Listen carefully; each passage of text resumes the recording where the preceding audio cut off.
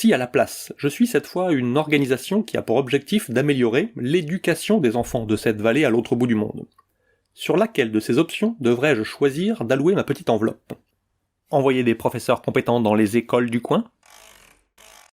Construire une nouvelle école? Envoyer des fournitures scolaires? Cahiers, crayons? Envoyer des livres scolaires? Eh bien, en vérité, parfois la réponse est surprenante. Ici, il se peut très bien que le plus efficace, c'est d'envoyer des vaccins. Apparemment, ce qui empêche les enfants d'avoir une scolarité efficace, ce sont les maladies, chez les élèves ou au sein de leur famille. Ici, améliorer la santé est le plus efficace pour améliorer l'éducation. Si je suis une organisation de professeurs avec pour but l'éducation, ça aura l'air bizarre de devoir envoyer des vaccins. Ce sera dur à expliquer aux donateurs qui s'attendent à ce que l'on envoie des cahiers et des crayons. Mais c'est pourtant la chose rationnelle à faire. Allez, un autre exemple, dans le domaine de l'écologisme. L'idée, ici, sera de vous montrer que, parfois, il est difficile de se rendre compte si les actions évidentes que je mets en place pour réduire mon impact sur l'environnement sont efficaces, et que, parfois, il existe des actions plus efficaces, mais beaucoup moins évidentes.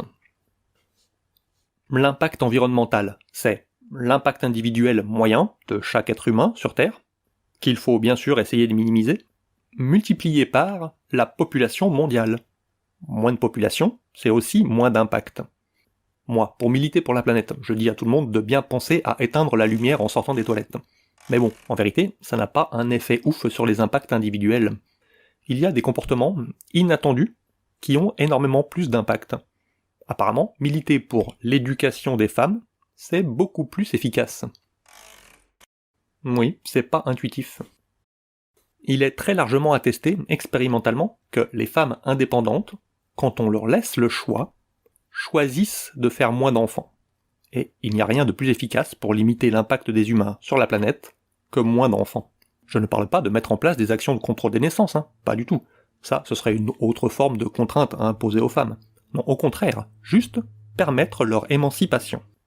Il y a des centaines de raisons de vouloir militer pour l'indépendance des femmes dans le monde, et des bien meilleures. Mais voilà, par exemple, une raison de plus, une peu intuitive, pour l'écologie. Et dans la foulée, il me paraît également utile de lutter contre toutes les tentatives idéologiques qui poussent à la procréation. Genre les religions. Croissez et multipliez. Votre descendance sera aussi nombreuse que les étoiles. Campagne contre le préservatif en Afrique, et plus généralement contre toute forme de planning familial. Je ne parle pas de mettre en place des campagnes antinatalistes, juste de critiquer un peu plus les religions organisées sur ce point précis. Il y a des centaines de raisons de vouloir militer contre les clergés, et des bien meilleures que celles-là.